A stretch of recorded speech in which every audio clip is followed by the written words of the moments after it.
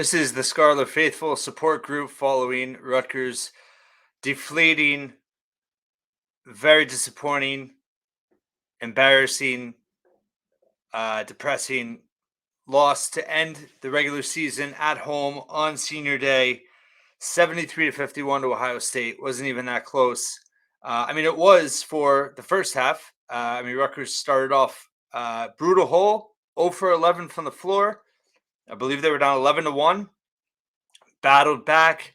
Defense got them back in the game despite shooting woes, trailed by 2 at the half, and then unfortunately came out in the second half, struggled again shooting. And as we've seen of late in this stretch of finishing the season 1-6 over their last 7 games, in the second half, when their shots continue to not drop, their defense starts to unravel and break down, and the route is on. And that's what happened on Sunday. Very sad. Being senior day, can't imagine a more anticlimactic and just really tough way to exit the floor for the final time. Cliff was in foul trouble all game. He had 2 fouls in the first 3 minutes of the game.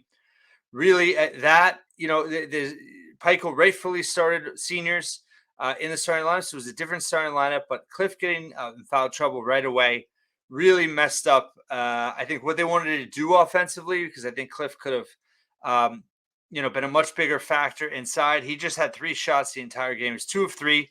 He got fouled a lot. He was 6 of 7 from the line, showed improvement there for him.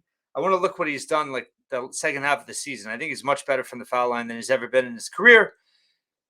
10 points, 7 rebounds for Cliff, which is kind of amazing considering he played 16 minutes. He fouled out with about 7.5 minutes to go.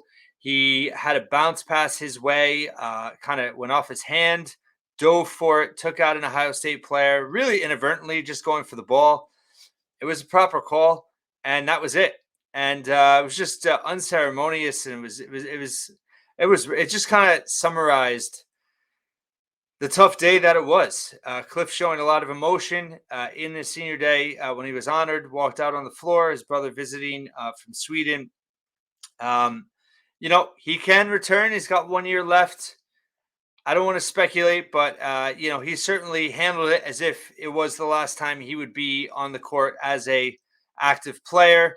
And we'll find out about all the decisions of this team once this season is over. Now ending the regular season 15-16 and 7-13 in the Big Ten. First losing regular season in 5 years since the 18-19 campaign. First losing Big Ten campaign since then as well. And really, it was just could get nothing going on offense. Missed a ton of open looks, missed some good shots. Ball movement wasn't great. They were able to create some shots off the bounce and getting downhill. But, ultimately in the second half, I think what happened was Seton Hall cut off driving lanes and Rutgers couldn't hit a shot. They couldn't hit a jumper. They really struggled. They were an abysmal, 6 of 21 on layups? 6 of 21 on layups. So that's a lot of attempts at the rim, plus 3 of 4 on dunks. So 9 of 25 at the rim is really poor. You're not going to win that type of game.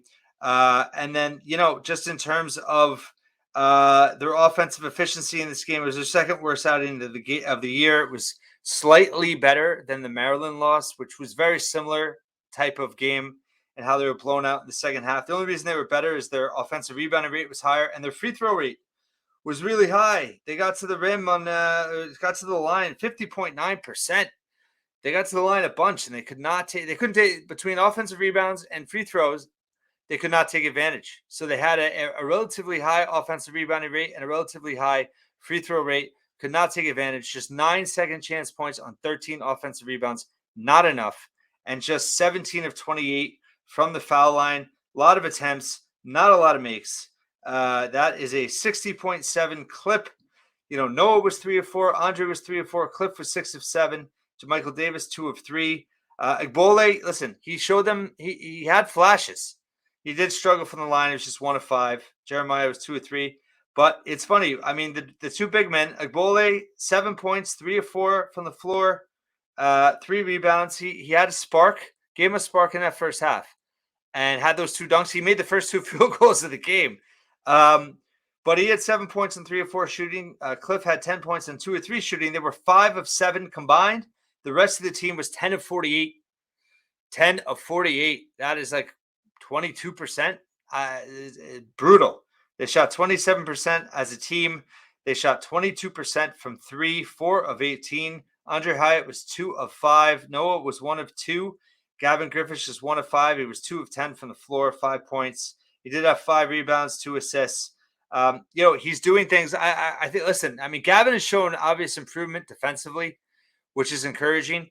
He's just playing a lot stronger. So imagine just, a year in the weight room off season, he's going to get better. He's shown some good things. Did struggle from a shot today for sure. The guards just, really poor shooting tonight. Gavin, 2 of 10.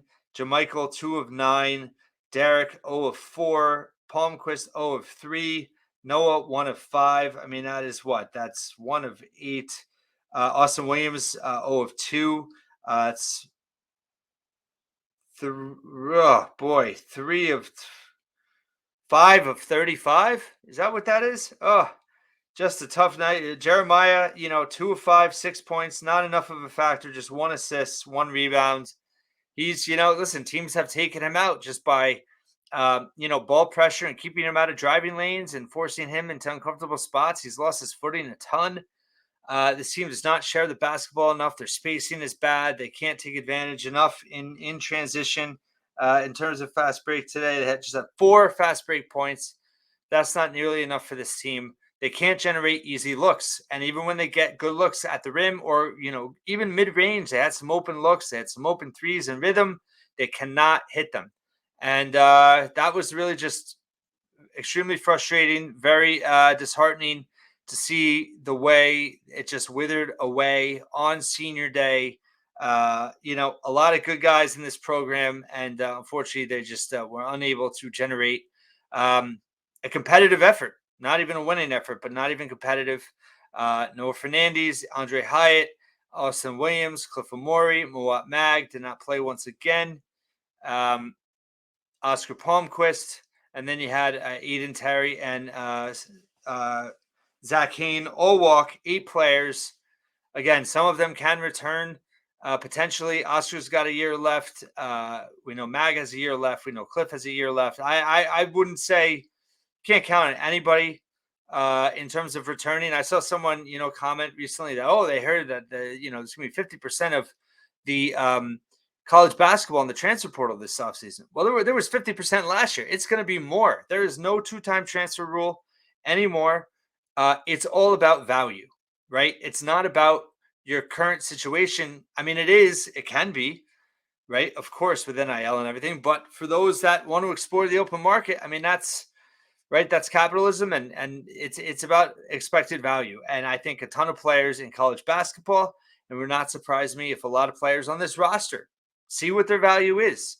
Now, how each respective coaching staff handles that remains to be seen, obviously, specifically Rutgers.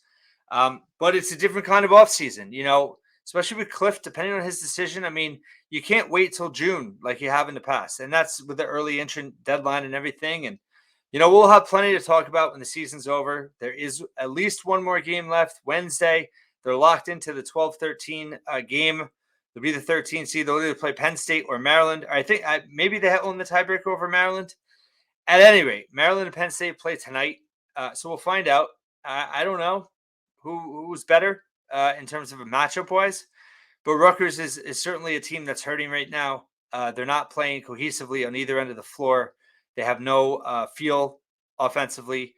They are not playing with the same grit defensively.